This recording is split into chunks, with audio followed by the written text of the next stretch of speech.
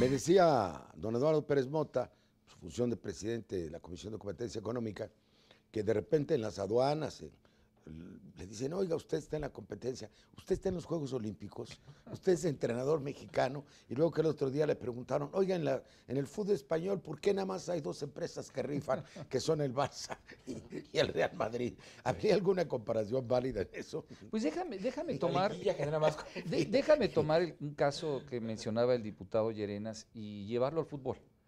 O sea, yo me pregunto por qué la selección mexicana no ha hecho mejores papeles en los mundiales. Y yo creo que porque no ha tenido que competir con equipos todavía más fuertes de América del Sur, por ejemplo.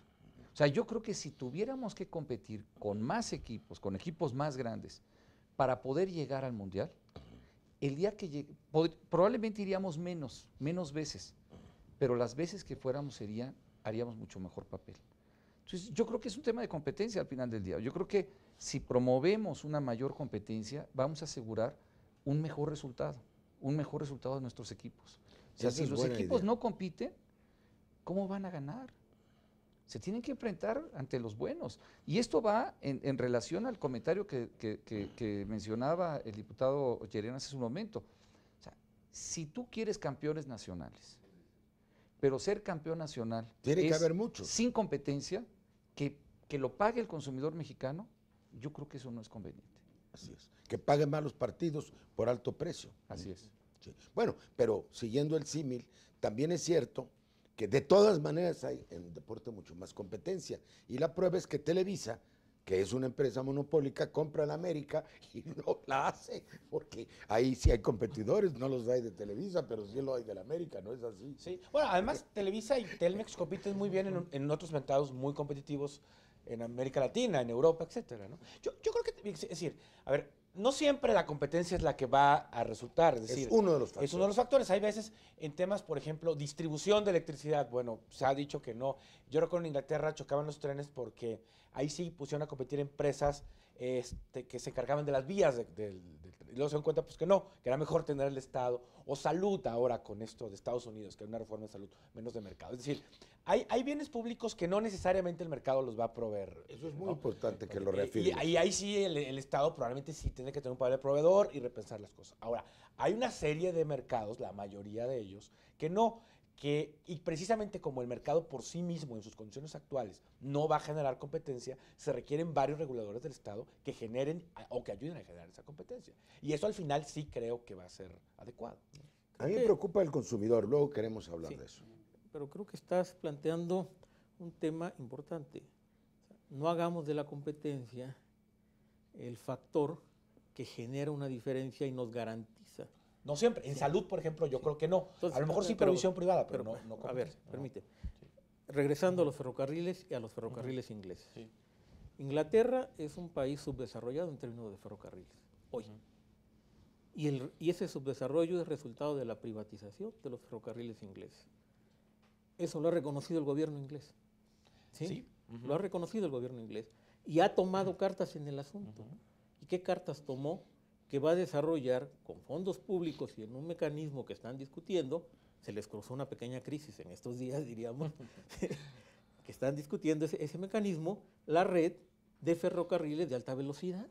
Porque la vida de hoy, con desplazamientos de ciudades de un lado a otro, reclama esos ferrocarriles, son una condición de la productividad del país. Permite generar condiciones de competencia sistémicas. La competencia no solo es un asunto de una empresa, es la economía como conjunto y tú tienes la necesidad como Estado, y ahí sí es el Estado, no hay de otra, de generar esas condiciones macroeconómicas que te habiliten, que te favorezcan, que den señales para avanzar en términos de competencia. Ese espacio, ¿a qué nos lleva?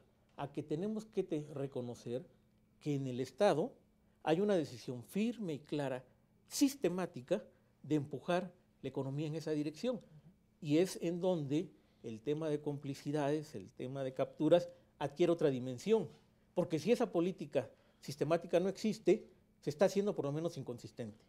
Y voy a poner un ejemplo, que ya sé que no es a propósito de que hay muchas instancias en el país que tienen que ver con con estos temas que no está directamente vinculado con lo que hemos estado platicando, pero es parte de un litigio.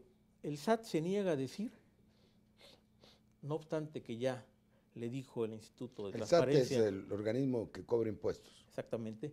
No obstante que ya le dijo el organismo que vigila la transparencia y el acceso de los datos, el IFAI, de los mexicanos a la información, le dijo que tenía que informar de quiénes son los beneficiados con 74,000 millones de pesos por créditos fiscales.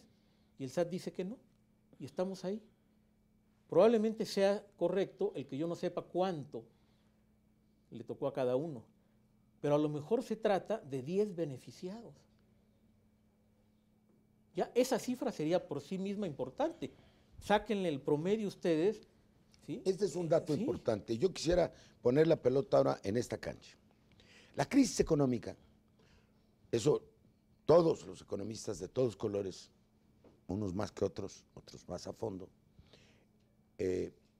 reconocen que le puso un alto a ciertas ideas prevalecientes, ¿sí? Lo que se llamó el neoliberalismo puro, en la medida en que permitió una enorme concentración del ingreso y sobre todo una predominancia del sector financiero, de lo que hablamos sobre los otros sectores. Y ahora, lo dice por lo que se refiere a Inglaterra, Gregorio, está pensando en nuevos equilibrios, está en los discursos de Obama, de la campaña. Tengo varios que son verdaderamente notables, que hacen los staffers, diciendo que debe haber nuevos equilibrios, tienen que ver con la ley de salud.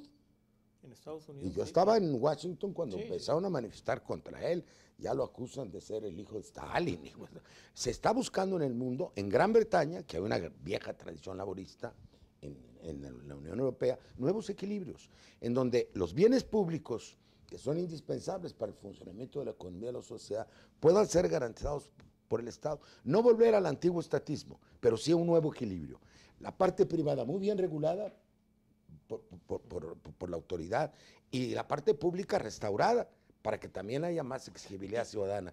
Pero precisamente de esto se trata, es decir, si hay una o sea, ¿cuál es la gran crítica que lleva a la crisis financiera de los últimos años? Bueno, el tema de la no regulación, esa idea de que los mercados siempre se autorregulan, que fue, bueno, Greenspan y esta gente en Estados Unidos que llegaron a poner esto abiertamente, ¿no? Cuando tampoco es tan cierto, más bien también hubo mala regulación en ese sentido. Las tasas de interés en Estados Unidos llegaron a ser negativas, y eso lo decidió alguien en la Fed de Estados Unidos. Pero bueno, la crítica es, sí tenemos que repensar cuál es la regulación adecuada y cuál es el nuevo papel del Estado, insisto. Exacto. Hay mercados en donde hay bienes que no va a poder proveer el mercado, la salud. Eso ya lo demostró Estados Unidos, ¿no? Que a lo mejor hay participación privada, sí, pero muy difícilmente va a haber un sistema de mercado que de manera justa y barata dé salud a todos. Ahora, en el resto de los mercados, lo que requieren son instrumentos como estos. Instrumentos que la autoridad pueda decir, aquí se está abusando de un poder de mercado, entonces que cambien las condiciones. ¿Tú lo ves así? Sí, lo veo así. Yo creo que tienes que recuperar esa credibilidad en el mercado de la que hablaba yo al principio.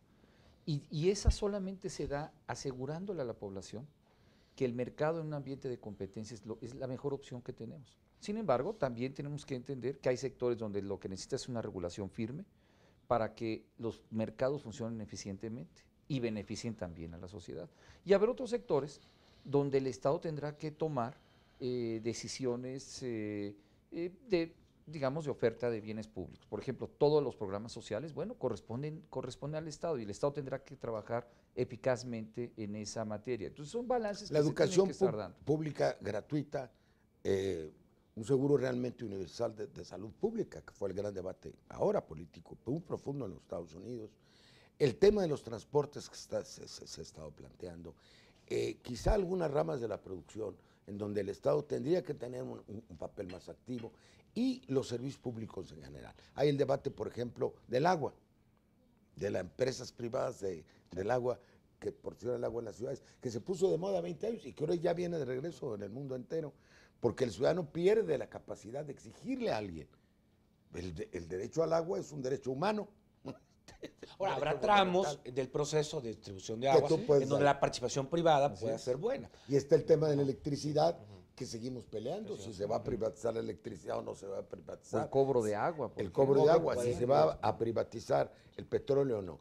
Creo que hemos planteado las cosas bien, nos falta, de una manera bastante amplia, nos falta un último capítulo, un último segmento, al cual vamos a ir en un instante.